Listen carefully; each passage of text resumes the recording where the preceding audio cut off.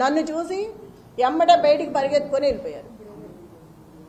అంటే ఎప్పటి నుంచి 30 మంది నేను ఎటు వెళ్తే అటు నాకు కాపలా పెట్టారు, 2-3. ఎటు వెళ్ళినా ఒక 100 మంది దాకా నా వెనకమాల వస్తున్నారు. ఎటు వెళ్ళినా అంటే ఒక మహిళని ఇట్లా హింసిస్తారా? అంటే ఒక మహిళను తిరగనివరా? ఒక మహిళ ఇట్లా ఉండకూడదా? ఇంత అరాచకమా? ఇంత అన్యాయంగా చేస్తారా? బోరుబండలో కొట్టారు, టేబుల్ అయినవలేదు, కుర్చీలు ఇసిరేశారు. రౌడీ షీటర్ వచ్చాడు బయటికి. ఒక రౌడీ షీటర్ని ఆంబోతులా వదిలేసి మీదకి రచ్చ చేసి వాడిని వెనక తీయకోకుండా కార్యకర్తలు ఏంటిది అని అడిగితే ఎఫ్ఐఆర్ బుక్ చేసి లోపల పడేస్తాను నోరెత్తితే అని అంటున్నారు పోలీసులు. నేను అక్కడికి ఎంటర్ అయ్యి వెళ్ళంగానే 20 మంది పోలీసులు వెళ్ళిపోయారు ఎక్కడాళ్ళు అక్కడ. ఒక మహిళ వచ్చినప్పుడు ఉండాలా అండగా? వెళ్ళిపోతారు ఏటాళ్ళు అటు పారిపోయి. ఇంత దొంగల్లాగా ఎందుకు చెప్పండి? పోలీసు సోదరులకు ఒకటే చెప్తున్నా, నేను జెన్యూన్గా ఉండండి. ఒక మహిళకి సపోర్ట్ చేయమని నేను అడగట్లేదు, ఎవరి పని వాళ్ళని చేసుకునివ్వండి. అంత భయపడాల్సిన అవసరం ఏముంది? ఒకళ్ళ కింద పని చేయట్లేదు కదా మనం. అంత భయపడి నన్ను భయపెట్టాల్సిన అవసరం ఏముంది? ఏ డివిజన్లో ఏ బూతులకి వెళ్ళినా ఇదే గొడవ. ఇప్పుడు కూడా బిర్యానీలో డబ్బులు పెట్టిస్తున్నారు. అంత కర్మేం పట్టింది? అంత ఓడిపోతామని అంత భయం ఎందుకు వేసింది? ప్రజల్ని మభ్యపెట్టి భయపెట్టి ఇళ్లలోంచి బయటికి రానివట్లా. ప్రజలకు ఒకటే విజ్ఞప్తి చేసుకుంటున్నా, నేను ఎవ్వరూ కూడా భయపడుకోకుండా బయటకు వచ్చి ఇంకా 4 గంటల టైం ఉంది. దయచేసి ఓటు వినియోగించుకొని ఓటు వేసి మీరు రౌడీజాన్ని అరికట్టి రేపు ఇలాంటిది లేకుండా ఉండాలంటే ప్రతి ఒక్కళ్ళు బయటకు వచ్చి ఓటు వేయాలి. ఇంతకుముందు అధికారంలో ఉన్న బీఆర్ఎస్ పార్టీ ఇలాంటి ఎలక్షన్స్ చాలా చేసింది, కానీ ఎప్పుడు చేయలేదు. నేను చూసినంతలో ఎప్పుడూ జరగలేదు. ఫస్ట్ టైం నేను చూడటం. ఇట్లా ఉంటుందా అని ఇప్పుడే చూసా. నేను ఇన్ని సంవత్సరాల్లో ఎప్పుడు కూడా చూడలేదు. నేను నా భర్త ఇన్ని ఎలక్షన్స్లో ఉన్నప్పుడు కూడా ఇలాంటిది ఎక్కడా వినపడలే. నేను స్టేట్లో ఉన్న ఆకు రౌడీలు మొత్తం తీసుకొచ్చి పెట్టుకున్నారు. అంత దౌర్భాగ్యమా? అంత భయం ఎందుకు? అంత భయపెట్టాల్సిన అవసరం ఏముంది? దయచేసి మళ్ళీ చెప్తున్నా, ఓటు హక్కు వినియోగించుకోండి బయటకు వచ్చి. ఇట్లాగే ఉంటే మళ్ళీ రేపు ఈ గోండా రాజ్యమే ఉంటుంది. మీరు కనుక పార్టీని గెలిపించుకుంటే రేపు మీకు అండగా ఉంటుంది. ఇప్పుడు ఏం జరిగినా నేను చూసుకుంటాను. ప్రజలందరినీ మీకు అండగా ఉంటా, మీ వెనకమాల నిలబడతా, పార్టీ అండగా ఉంటుంది. ఏదైనా సరే 13వ తారీఖు వరకు ఎంత ఇబ్బంది అయినా పెట్టండి, ఎంతైనా భయపెట్టండి, కానీ 14వ తారీఖు తర్వాత మాత్రం మాదే. అప్పుడు చెప్తాం ఒక్కొక్కళ్ళ పని ఎవడేంటనేది. అప్పుడు చూసుకుంటాను. నేను ఎవరేం చేశారో ఇవాళ గుర్తుపెట్టుకుంటాను. పనికి మాలిన ఆకురౌడీ కూడా నోరెత్తి మాట్లాడుతున్నాడు ఇవాళ.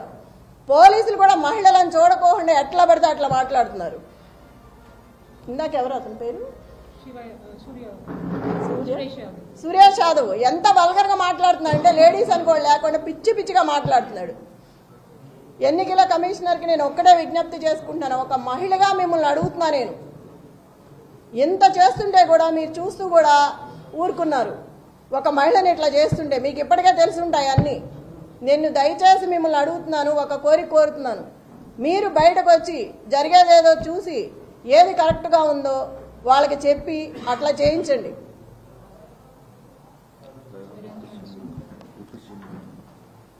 ఈ బట్టి విక్రమార్క మొత్తం జూబ్లీ హిల్స్ అంతా రౌండ్లు వేస్తున్నాడు. అవసరం ఏంటి? ఎమ్మెల్యే ఎవరు పేరిందా కూర్చొని ఉన్నాడు టేబుల్ దగ్గర? ఐలయ్య. అతనికి ఏం పని టేబుల్ దగ్గర? చిటీలు ఇవ్వడం అవన్నీ అతనికి ఏం అవసరం? అసలుకి వీళ్ళందరూ రావాల్సిన అవసరం ఏంటి? విప్పులు కానీ ఎమ్మెల్యేలు కానీ మినిస్టర్లు కానీ వీళ్ళందరూ రాత్రి నుంచే తిరుగుతున్నారు. అవసరం ఏంటి జూబ్లీ హిల్స్లో వీళ్ళకి? లోకల్ నాన్ లోకల్ మాట్లాడుతున్నారు. మరి రజియా ఇంటికి వెళ్ళి బోరుబండ్లో సైట్ 3లో ఆ అమ్మాయి కూర్చుందని గట్టిగా మాట్లాడుతుందని ఇంటికి వెళ్ళి గొడవ చేశారు రౌడీల్లాగా పోలీసులు. ఆ అమ్మాయి మీద కూడా గొడవ చేశారు కూర్చోవద్దని. టేబుల్స్ ఇవ్వట్లా, కుర్చీలు ఇవ్వట్లేదు. ఆ టేబుల్స్ తీసుకొచ్చి పోలీసులు సందు చివర 3 అడ్డం పెట్టుకున్నారు. అవి ఎవరికి అవసరం? వాళ్ళ దగ్గర లాక్కొచ్చి మీరు ఎందుకు వేసుకోవాలి? ఆ కుర్చీలన్నీ విసిరేసి వాళ్ళు ఎట్లా కూర్చుంటారు? నైట్ అవుతుందో ఎంత టైం అవుతుందో తెలియదు. మహిళలు ఉన్నారు, ప్రెగ్నెన్సీ ఉన్నారు. అక్కడ అంతమంది జనాన్ని భయపెట్టి టేబుల్స్ తెచ్చి బయటకు వేసుకోవాల్సిన అవసరం ఏంటి? ఇంత దౌర్జన్యమా? పోలీసులకు కూడా ఉండాలి కదా, మనం ఏం చేస్తున్నాము, ఇది తప్ప ఒప్ప అని తెలియదా? చిన్నపిల్లలేం కాదు కదా. అదేమంటే క్వశ్చన్ చేస్తున్నారు తిరిగి. ఆ క్వశ్చన్ చేసే ముందు మనం ఏం చేస్తున్నామో తెలియాలి కదా.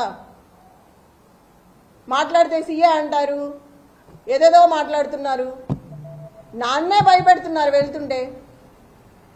అంత 30 మంది 50 మంది 100 మంది పెరుగుతూనే వస్తున్నారు కానీ తగ్గట్లేదు. 2 నిమిషాల్లో వస్తున్నారు. మరి ఎవరు చెప్తున్నారో నాకు తెలియదు. నేను ఎక్కడికి వెళ్తే అక్కడికి వస్తున్నారు నాతో పాటు. గుంపుగా వచ్చేస్తున్నారు. పోలీసులు కానీ, రౌడీలు కానీ, ఆ చుట్టూ ఉన్న జనం కానీ. ఎదుగో ఇప్పుడే వచ్చేటప్పుడు చూసా 150 మంది కూర్చున్న టేబుల్స్ నేను గొడవ చేసి వచ్చానని ఒక 6 నుంచి మిగతాయి తీసేశారు. ఇప్పుడు వస్తా చూసాను ఈ కార్లు. ప్రతి చోట ఇలాగే ఉంది. మేము ఇక్కడి నుంచి అవతలకి వెళ్తే ఇక్కడ మొదలు పెడుతున్నారు, మళ్ళీ అటు నుంచి ఇటు వస్తే అటు మొదలు పెడుతున్నారు. ఎన్ని చోట్ల నాపుతాం, ఎంతమందిని నాపుతాం? బిర్యానీలో డబ్బులు పెట్టిన దౌర్భాగ్యం కాంగ్రెస్ పార్టీది. అంత అవసరమే వచ్చింది నీకు? అంత రౌడీజం చేయాల్సిన అవసరమే ఉంది? మొత్తం సిటీలో ఉన్న స్టేట్ మొత్తం రౌడీలందరినీ పెట్టుకున్నావు తీసుకొచ్చి. ఎంతమందిని బెదిరిస్తావు? పక్కనే పెట్టుకున్నాడు, కవర్లో పెట్టి ఒక్కొక్కళ్ళకు పంచుతున్నాడు. చూసాము, పోలీసులు కూడా చూస్తున్నారు పక్కన, ఏమంటలేదు వాళ్ళని. మా దగ్గర సెల్లులు ఉంటే తీసి బయట పెడుతున్నారు లాక్కొని. ఒక క్యాండిడేట్ ఫోన్ కూడా దగ్గర ఉండనివరా? క్యాండిడేట్తో ఒక మనిషిని కూడా రానివరా? ఎట్లా రాకుండా? లోపల ఎవరు కూర్చున్నారు ఏంటో మనకు తెలియాలి కదా. అట్లా కూడా అలౌ చేయట్లేదు. వాళ్ళని మాత్రం 10 మందిని అలౌ చేస్తున్నారు. అడిగితే నవ్వుతున్నారు.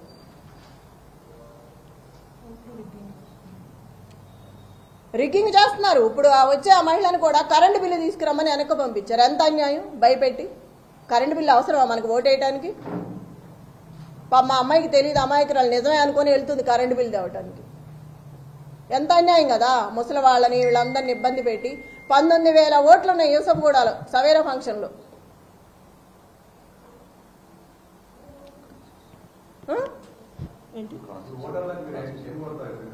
వికలాంగులకి ఎన్ని పెట్టాలి? వీల్ చైర్స్ మనం 19,000 మంది అంటే ఎన్ని పెడతాము? 10 బూతులు ఉన్నాయి వికలాంగులకి, 2 ఉన్నాయి అక్కడ. ఆ రెండిట్లో ఎంతమంది అని లోపలికి వస్తారు, ఎంతమందిని అని తీసుకొస్తారు? ఓటింగ్ ఎప్పుడే ఎంచుకుంటాము? ఇది ఎంత అన్యాయం చెప్పండి. ఇటు నుంచి ఇటు వస్తే ఇటు వెళ్తున్నారు, అటు నుంచి ఇటు వస్తే అటు వెళ్తున్నారు. ఎంతమందిని ఆపుతాము? ఎంతమంది రౌడీలు, ఎంతమంది గూండాలు అక్కడ? ఫస్ట్ టైం చూస్తున్నాం సిటీలో ఇట్లా. రేపు నుంచి జనాలనేం బతకనిస్తారు వీళ్ళు? ఇంత అన్యాయంగా. అధిష్టానం అంతా ఆడవైపే ఉంది, సపోర్ట్ ఉంది, ఎవ్వరూ లేరు. బీఆర్ఎస్ పార్టీ అంటే గొడవే చేస్తున్నారు కానీ ఒక్కళ్ళని కూడా అలౌ చేయట్లేదు. టేబుల్స్ ఇట్లా, కుర్చీలు ఇట్లా. ఎవరికి చెప్పాలి? వాళ్లే ఇలా ఉంటే అధికార పార్టీ ఎవరికి చెప్తాం మనం? ఎవరు కంప్లైంట్ తీసుకోవట్లేదు ఇచ్చినా కూడా. ప్రజలందరికీ ఒకటే మనమే మళ్లీ చెప్తున్నా నేను, అందరూ బయటకు వచ్చి ఓటు హక్కు వినియోగించుకొని సహకరించండి. ఒక మహిళకి నాకు సపోర్ట్ చేయండి. రౌడీ రాజ్యం అంటే ఇక ముందు కూడా మీరు అన్నీ తెలుసు, నిన్నటి వరకు అన్నీ చెప్పాము. మీరే ఆలోచించుకొని బయటకు వచ్చి ఓటు వేయండి. జరిగేదంతా చూస్తున్నారు మీరు. అందరికీ మళ్ళా ఒకసారి చెప్తున్నాను, 6 గంటల వరకు 4 గంటలు సమయం ఉంది. అందరూ బయటకు వచ్చి ఓటు హక్కు వినియోగించుకోండి. దయచేసి కేసీఆర్ గారిని గెలిపించుకోండి. నాకు ఇట్లా చూస్తుంటే ప్రతి ఒక్కళ్ళు చెప్తున్నారు, ఇప్పుడు వెళ్తే గోపన్న ఉంటే ఇట్లా జరిగేదే కాదు, గోపన్న లేడు కాబట్టి ఎంత హింసిస్తున్నారు మమ్మల్ని. నిజమే, నేను కూడా ఇవాళే ఫస్ట్ టైం గట్టిగా మాట్లాడుతున్నాను. ఎందుకంటే నాకు ఆవేశం వస్తుంది, ఎంత రౌడీయిజం చేస్తారా అని. ఒక మహిళగా కూడా నేను తట్టుకోలేకపోతున్నాను. తోటి మహిళగా మహిళలను కూడా ఇబ్బంది పెడుతున్నారు వస్తా అంటే. ఓటు వేయకపోతే రేపు మీ సంగతి ఉంటుందని నన్ను బెదిరించాడా? ఆ నల్లగా ఉన్నాడు, ఏం పేరు, నవీన్ యాదవ్ మనిషి, ఆ 150 మందిలో ఉన్నాడు. రేపు చెప్తాను ఈ సంగతి అంటున్నాడు. నన్నే బెదిరిస్తున్నాడు, రేపు చూస్తాను ఈ సంగతి ఏందో అని. ఇంత అరాచకమా? ఏడిస్తే ఏడిసానంటారు, నవ్వితే నవ్వానంటారు. ఏంది పిచ్చి గొడవలన్నీ? బాధ రాదా మనిషి అన్నాక? అడిగితే అడిగామంటున్నారు. మీరందరూ కూడా చూస్తున్నారు కదా, మార్నింగ్ నుంచి అందరూ వచ్చారు కదా, తీసుకున్నారు, జరిగిందంతా చూస్తున్నారు.